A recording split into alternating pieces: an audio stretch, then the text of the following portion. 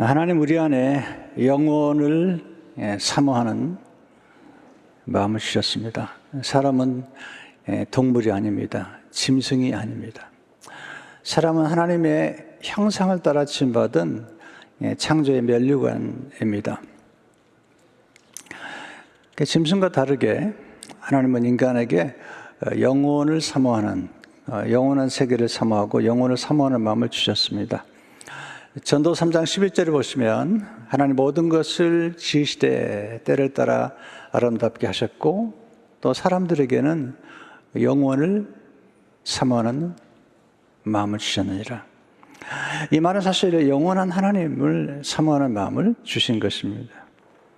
동물은 순간의 본능과 충동을 따라 살아가지만 사람은 달라요. 의미를 추구하고 또 하나님을 경외함으로 진정한 만족을 경험하는 것이 인간입니다.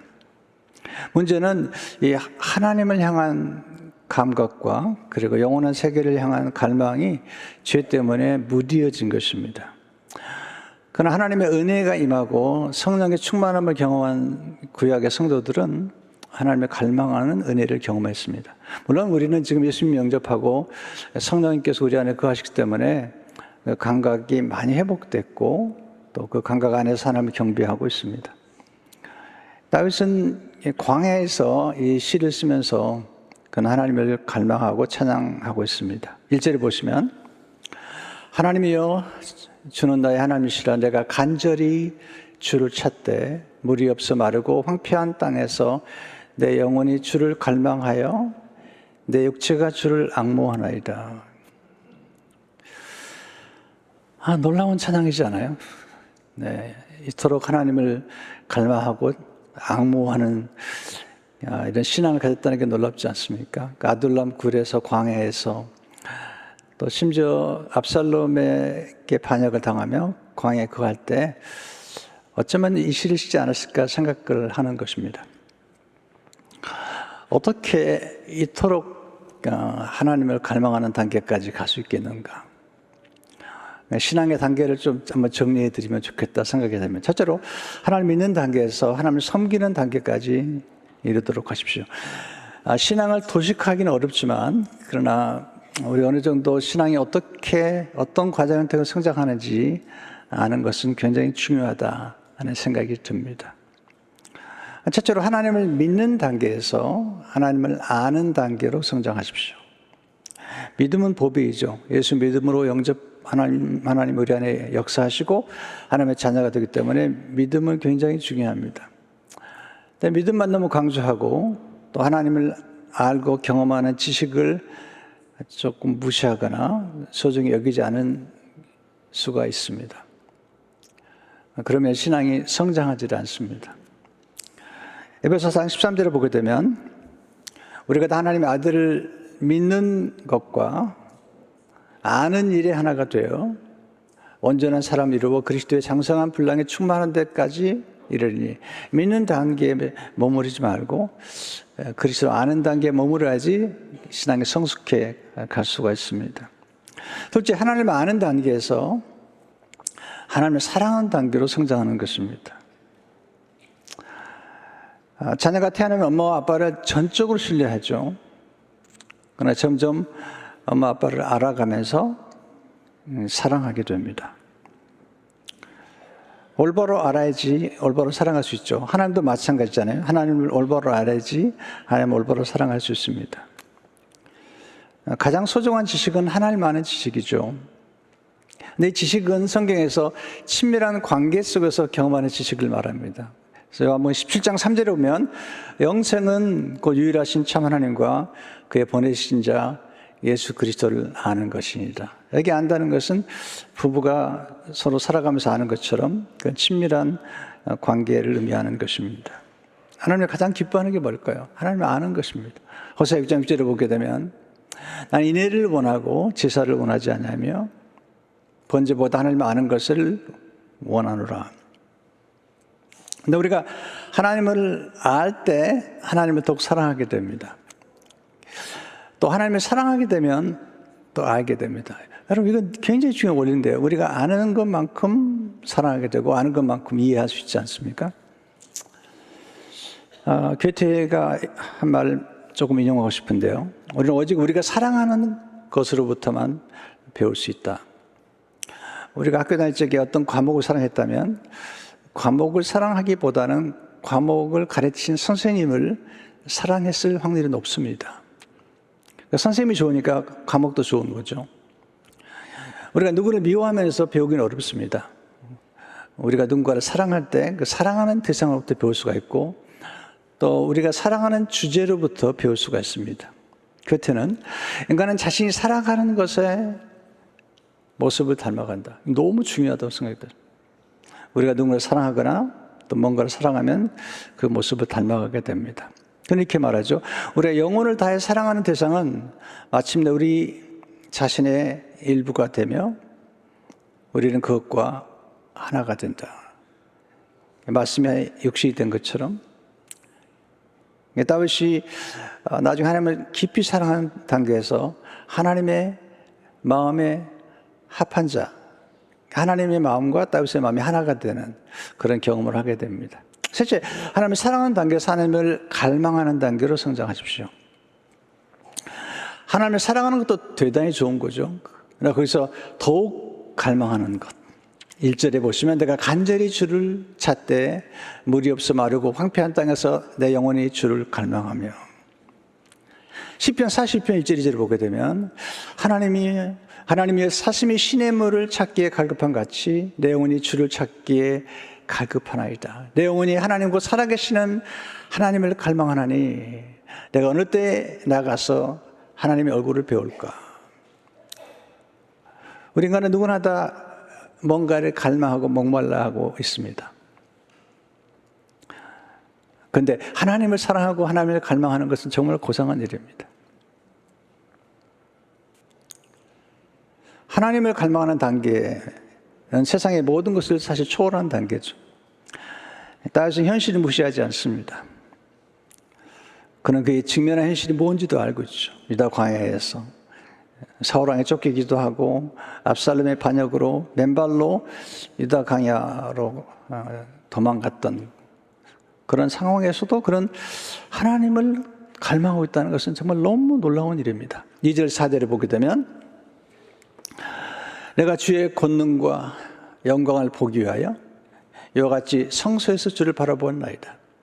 주의 인자하심이 생명보다 나음으로 내 입술이 주를 찬양할 것이라. 이름으로 나의 평생에 주를 송축하며 주의 이름으로 말미암아 나의 손을 들리이다. 다윗이 이렇게 하나님을 사랑하고 찬송하고 있습니다. 나의 평생에 주를 송축한다. 그렇게 얘기하고 있습니다. 네 번째, 하나님을 갈망하는 단계에서 하나님을 추구하는 단계로 성장하십시오. 사실 갈망하는 것도 어려운데 그걸 뛰어넘어 추구한다는 것은 정말 놀라운 거죠. 하나님을 갈망하는 것과 추구하는 것은 서로 연결되어 있습니다. 갈망은 하나님 향한 목마름. 약간 수동적이죠. 목말라하고 그리워하고 동경하는 것.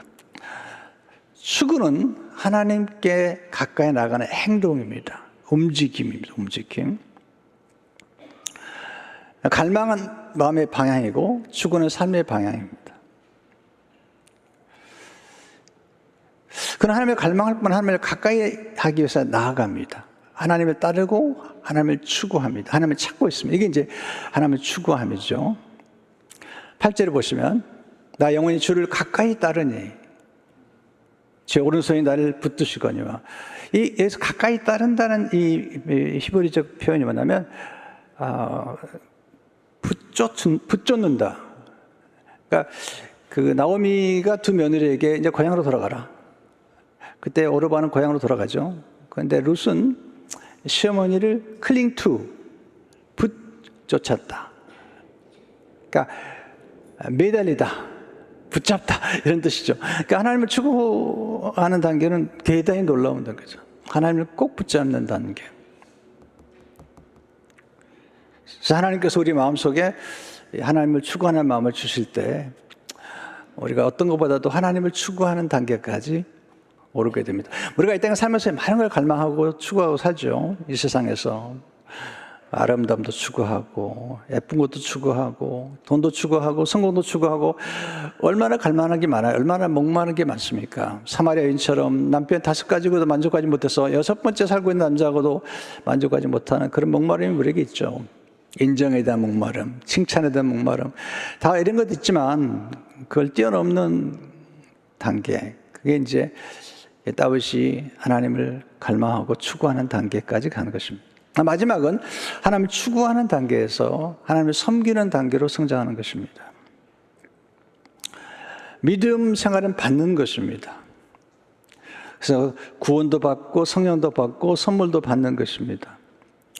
그러나 이제 마지막 단계에 가면 우리가 받은 은혜에 감사해서 하나님을 섬기는 것입니다. 기쁨으로 자원을 섬기는 것입니다. 섬김은 헌신입니다. 이게 신앙의 최고봉이죠. 헌신, dedication이라고 하시죠. 희생하는 거죠. 근데 섬김의 극치가 뭐냐면 예배입니다. 섬김. 이 영어가 너무 놀라운 거죠. 서비스. 네. 서비스가 언제 몇 시에 있어요? 이렇게 물어보잖아요, 그 사람들은요. 이 섬김은 예배입니다. 출애굽 사건에서 하나님께서 모세에게 또 바로에게 늘 하는 말은 바로를 떠나서 나를 섬길 것이다. 이 섬기는 것이 예배입니다. 그러니까 출애굽의 가장 목적은 예배고, 그리고 우리가 구원받은 성도의 최고의 목표 마지막은 예배입니다. 그러니까 섬김은 경배와 찬양이고, 이것이 신앙의 최고봉이고 선교의 최고봉입니다. 우리가 구원받은 성도의 최고봉이라고 해도 과언이 아닙니다. 그걸 지금 다윗은 하고 있는 거죠. 3절에 7절을 보시면 다시 한번 주의 인자하심이 생명보다 나음으로 내 입술이 주를 찬양할 것이라. 이러므로 나의 평생의 주를 송축하며 주의 이름으로 말미암아 나의 손을 들리리라. 골수와 기름진 것을 먹음과 같이 나의 영혼이 만족할 것이라. 나의 입이 기쁜 입술로 주를 찬송하되 내가 나의 침상에서 주를 기억하며 새벽에 주의 말씀을 작은 소리로 읊조릴 때에 하오리니 주는 나의 도움이 되셨습니다. 내가 주의 날개 그늘 아래서 즐겁게 부르리라. 다윗이 진짜 하나님의 마음을 기쁘게 하는 거죠. 침상에서도 새벽에 일어나도 하나님 말씀을 암송하고 묵상하고 즐거워하고 두 손을 들고 하나님 찬양하고 하나님으로 만족한다는 게, 주의 인자하심이 얼마나 크면 하나님의 사랑, 생명보다 귀하다, 그런 고백을 하고 있습니다. 사실 우리가 신앙 살다 보면 좀 낮은 단계에서 몸도 많지만 좀 더 깊은 단계로 올라갈 수는 없을까, 이런 생각들을 늘 하게 됩니다. 그래서 하나님 믿는 단계에서 아는 단계로, 아는 단계에서 사랑하는 단계로, 사랑하는 단계에서 갈망하는 단계로, 갈망하는 단계에서 추구하는 단계로, 추구하는 단계에서 섬기는 단계로, 여기서 깊어지는 신앙이 필요한 것입니다. 두 번째, 하나님은 갈망하는 영혼을 만족케 하십니다. 다윗이 유다 광야에서 황폐한 땅에서 지금 하나님을 앙모하죠. 목말라 하고 있잖아요. 1절에 다시 보시면 하나님이여 주는 나의 하나님이시라. 내가 간절히 주를 찾되 물이 없어 마르고 황폐한 땅에서 내 영혼이 주를 갈망하며 내 육체가 주를 앙모하나이다. 앙모란 말과 사실 강방이라는 같이 가는 거죠. 앙모는 우르르 앙과 그리워할 모 합성어죠. 그러니까 앙모한다는 것은 마음에 두고 간절히 그리워하거나 존경하는 것을 의미하죠. 누군가를 동경하고 그리고 사랑하면서도 존경하는 것. 그러니까 동경이란 말도 제가 참 좋아하는데요. 동경한다, 그리워하고 갈망한다. 그런데 앙모한다는 것은 우르르 보는 거죠. 다윗의 시선은 지금 우르르 보고 있습니다. 인간의 문제는 시선의 문제라는 생각이 들어요. 우리가 어디에 시선을 맞추느냐, 어디에 우리의 눈길을 두는지, 이게 우리 인생을 결정하고 우리의 삶을 결정하는 것입니다. 그는 눈을 들어서 성소에서 하나님을 바라봅니다. 2절에 보시면 내가 주의 권능과 영광을 보기 위하여 이와 같이 성소에서 주를 바라본다이다. 이 권능과 영광을 보려고 성소에서 주를 바라보았다. 토저는 믿는다는 것은 곧 보는 것이다. 맞죠? 우리가 하나님을 향해 보는 것. 믿으면 보게 되고, 그리고 보면 살죠. 놋뱀을 바라봤던 불륜에 물린 이스라엘 백성들이 놋뱀을 보았죠. 보면 살았습니다. 왜 보았는가? 믿었으니까 보는 거죠. 그래서 예수님께서 내가 놋뱀처럼 십자가에 들릴 것이다. 요한복음 14장 15절 보면 모세가 광야에서 뱀을 든 것 같이 인자도 들려 하리니 이는 그를 믿는 자마다 영생을 얻게 하려 하십니다. 그를 믿는 자는 볼 거라는 거죠. 십자가에 있는 예수님을 보는 순간 영생을 얻게 되는 것입니다. 그러니까 영적 생활은 응시하는 거죠. 응시. 잠잠히 바라보는 것. 네. 앙망하는 것입니다. 앙무하고 그리고 앙망하는 것. 5절을 보시면 그들이 주를 앙망하고 시편 34편 5절입니다. 그들이 주를 앙망하고 광채를 내었으니 그들의 얼굴은 부끄럽지 아니로다. 하나님을 앙망했더니 앙망한 하나님 그 얼굴로부터 광채를 받은 것입니다. 앙망이란 우러를 앙과 바랄 망입니다. 앙망도 응시하는 거잖아요. 응시란 눈길을 모아서 한 곳을 뚫어지게 바라보는 것입니다. 언제 응시해 보셨나요? 네, 꽃 한 송이라도 아니면 여러분의 남편과 아내를 혹시 좀 응시해 본 경험 있으신가요? 네, 미국 사람들이 뭐 하루 한 주에도 남편과 아내 얼굴을 바라보는 건 7분도 안 된다고 그래요. 7분. 전 여러분이 저를 바라보면 참 부담이 돼요. 네. 근데 여러분 남편과 아내 얼굴을 얼마나 바라보셨는지요. 그런 상공사국 목회자들 모아놓고 우리 김마루 집사님이 그 레크레이션 했는데 그 레크레이션의 하이라이트가 뭐냐면요. 애들 보는 데서 엄마 아빠를 써놓고 서로 바라보래요. 그 다음에 뽀뽀하래, 뽀뽀. 너무 당황해 하는 거예요. 그리고 어떤 부분은 막 울어요.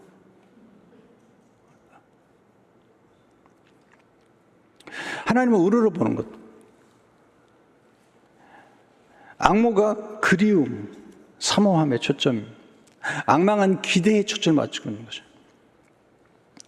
하나님께서 이렇게 앙망하고 갈망하는 영혼을 만족해 하신다. 5절에 보니까 골수와 기름진 것을 먹은 것 같이 나 영혼이 만족할 것이라. 지금 우리 한국 사회는요, 만족을 몰라요. 진짜 불행해졌어요. 진짜 돈도 많고 부자로 살아가는데 진짜로 불행합니다. 왠지 아세요?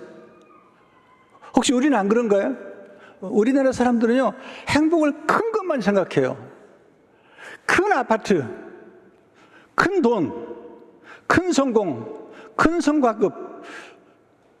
그래서 그렇게 큰 성과급을 줘도 만족하지 않아요. 더 달래요. 그리고 늘 불행하대요. 지옥 같대요. 왜냐하면 언제부턴가 한국 사회가 작은 행복을 망각했습니다. 어릴 적에 떡 하나만 봐도 또 라떼 얘기가 나오는데 저는 어릴 적에요, 소고기 전을 먹어보지 못했습니다. 한 번은 기점장 가정에서 명절을 하고 소고기 전을 가져왔는데 세상에 이런 게 다 있나 생각했습니다. 소고기 전을 못 먹어봤으니까. 근데 그게 너무 행복한 거예요. 근데 지금 너무 풍족하기 때문에 큰 행복만 추구하다가 소소한 행복을 다 놓쳐버리고 겨우 보는 게 쇼트 보면서 그게 행복인 줄 알아요. 그리고 계속 남의 것, SNS로 남의 것만 보면서 경쟁하면서 불행하게 경험하는 거예요. SNS가 나오면서 더 불행해졌습니다. 왜냐하면 SNS는요, 자기 하는 거 자랑하잖아요. 근데 그거 보면서, 훔쳐보면서 자기는 왜 이렇게 못하는가 불행해졌거든요. 왜 책을 읽어야 되는가? 여러분, 책은요, 깊은 맛을 주는 거예요. 소소한 맛을 주는 거예요. 일상에서 발견하는 맛을 경험할 때 행복해지는 거예요. 그래서 우리가 추구하는 행복이 바뀌어야 됩니다. 일상의 행복, 작은 행복들을 사랑하는 것. 그거 들어보셨죠? 여러분, 행복이라는 것은 세입크로바라는 거예요. 행운은 네잎크로바라는 거예요.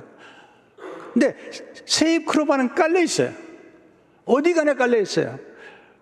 근데 행운 네잎크로바를 찾느라고 행복을 다 밟아버렸어요. 그러니까 불행한 거예요.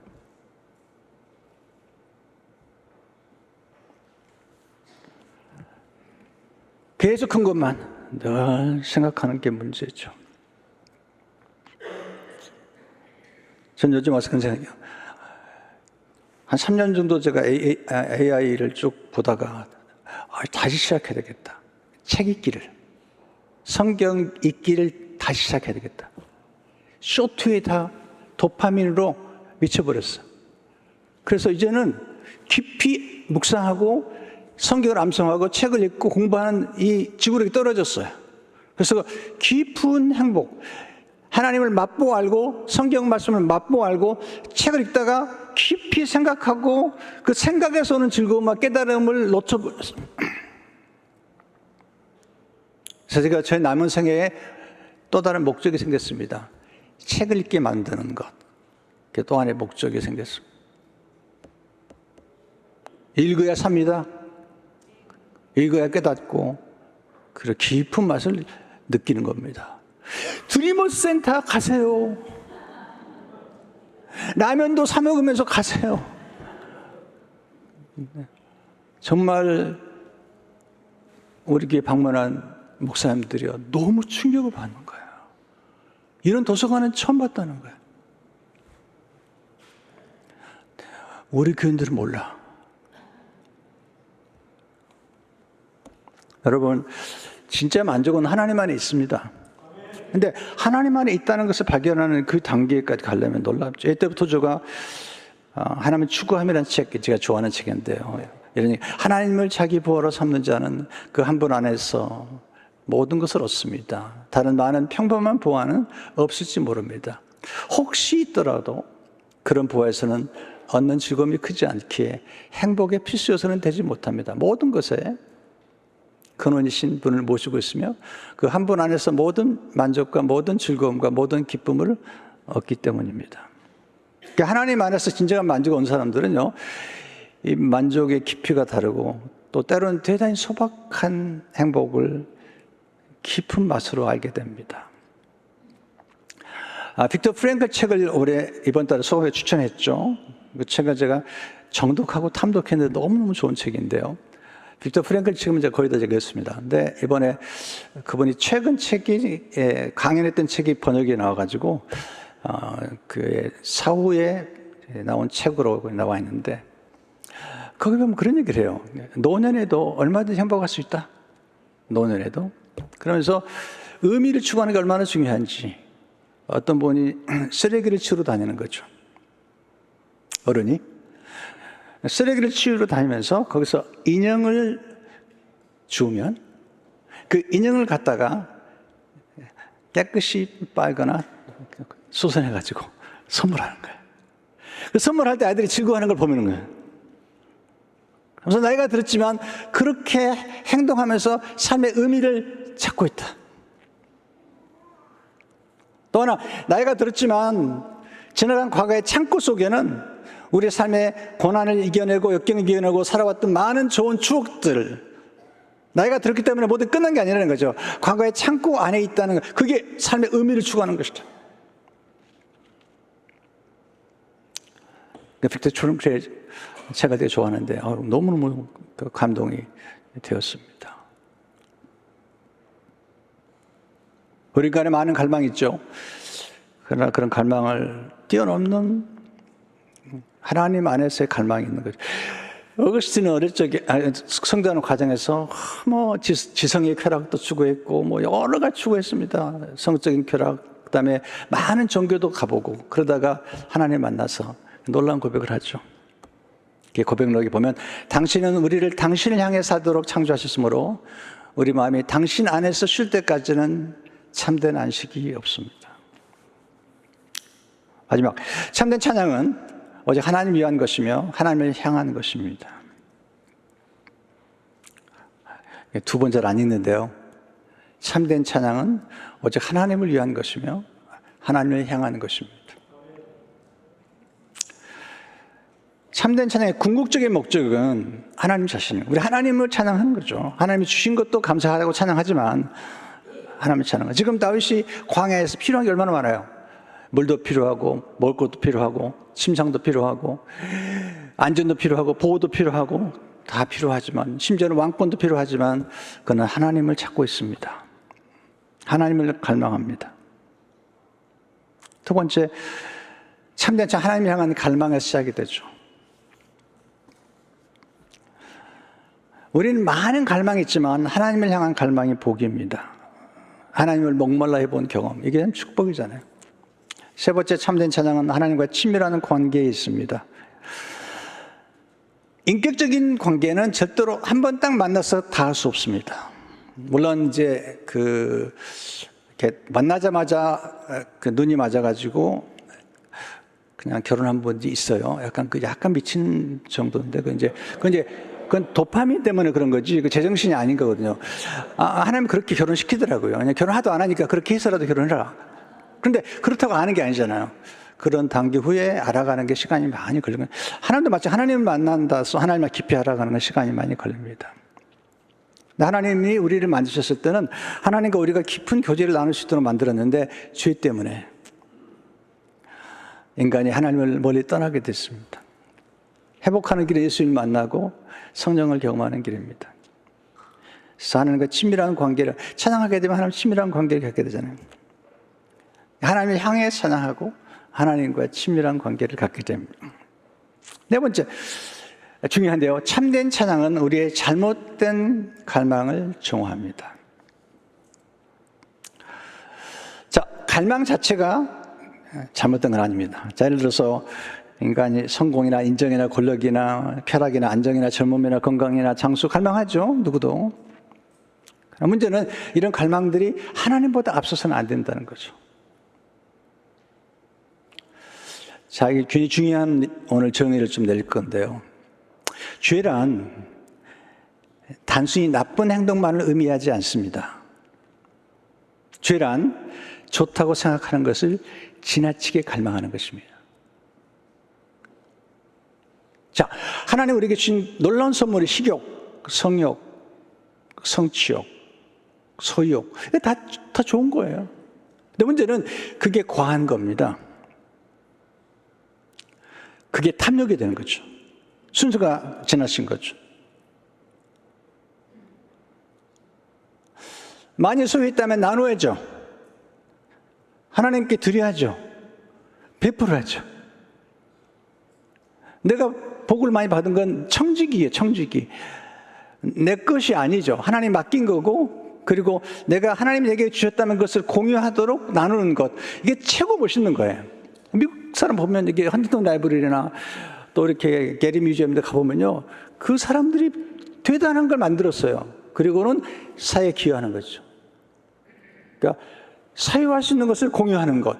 이게 최고 아름다운 거고 멋있는 거죠. 돈을 벌었으면 그렇게 써야죠. 그러면 지나치지 않는 거예요. 돈을 많이 버는 게 문제가 아니라 돈을 많이 벌어서 죄와 쾌락 속에 빠져가는 거죠. 다시 말씀드려요. 좋은 것이 문제가 아니라 좋은 것을 너무 지나친 것. 결혼이라는 그 범위 안에서 부부 생활하는 것 좋은 겁니다. 거기서 아이가 태어나죠. 근데 그게 넘어서서 이웃 가정으로 간다면, 엉뚱한 곳으로 간다면 그건 죄죠. 이걸 이제 하나님은 말씀하고 있는 겁니다. 깨달아야 됩니다. 하나님은 우리에게 즐거움을 빼앗아 간 적이 없습니다. C.S. 루이스는 기쁨은 하나님 나라의 문화다. 하나님의 나라는 기쁨의 나라, 즐거움의 나라입니다. 루이스는 이런 얘기하죠. 우리가 이 땅에 살면서 여러 즐거움을 겪는 것은 하나님이 싫어하지 않는다. 이 땅에 살면서 우리가 여행을 다니든지 좋은 일 하든지 이런 기쁨을 누리는 건 좋은 거죠. 그런데 루이스가 그런 기쁨은 천국의 맛을 보기 위한 맛보기라는 거예요. 맛보기라는. 또는 우리가 이 땅에 살면서 여러 갈망을 추구하지만 그 갈망에도 만족할 수 없다면 우리는 이 세상을 위해 지은 것이 아니라 더 다른 세상, 진짜 갈망을 경험할 수 있는, 만족을 경험할 수 있는 세상을 지음받았다고 말하는 것입니다. 시편 기자가 보면요, 한 번은 악인이 형통하고 악인이 건강한 걸 보면서요 좌절하고 절망하고 낙심합니다. 그래서 성소에 들어가서 깨닫습니다. 깨닫고 놀라운 고백을 하죠. 시편 73편 25절을 보니까 하늘에서는 주 외에 누가 내게 있으리요 땅에서는 주밖에 내가 사모하리 없나이다. 악인이 형통한 걸 보면서 너무 기분 나빴던 거죠. 깨닫는 거죠. 하나님 한 분이면 되는데, 하나님으로 만족하는데.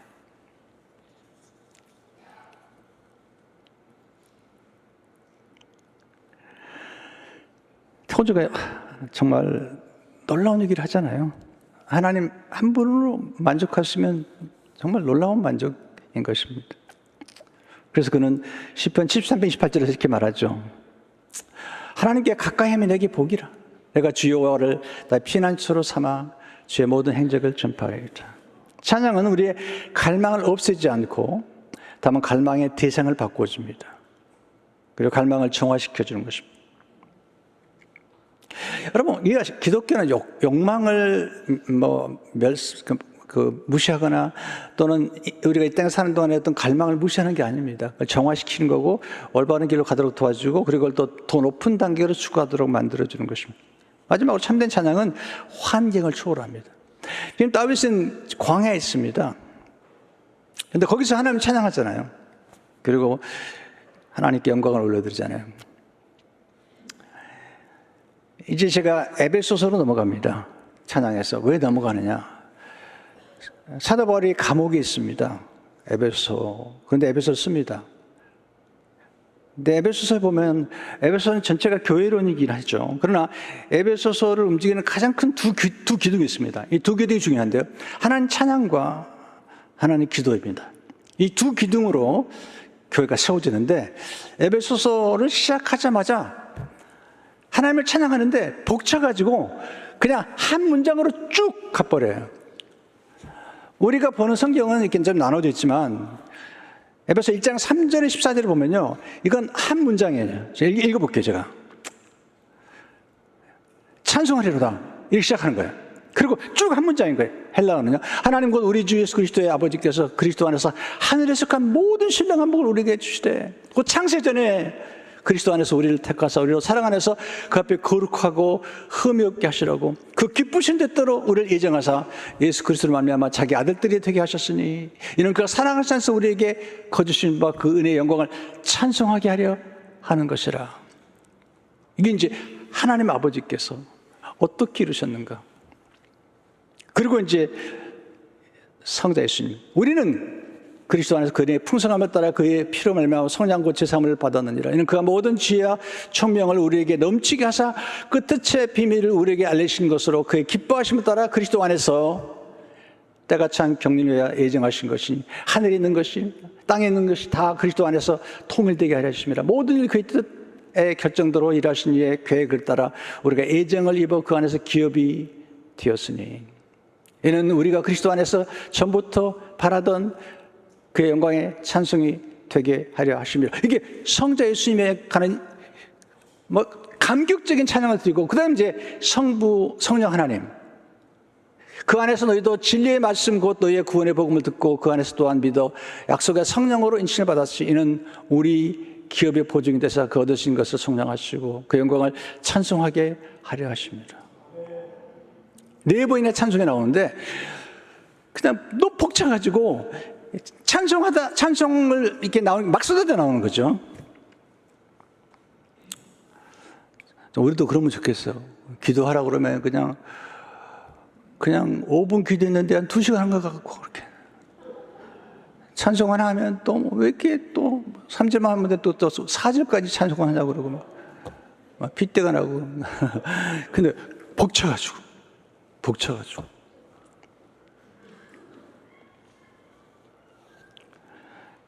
그래서 이제 8주간 동안 에베소 1장을 6장과 연결시켜서 말씀을 드리겠습니다.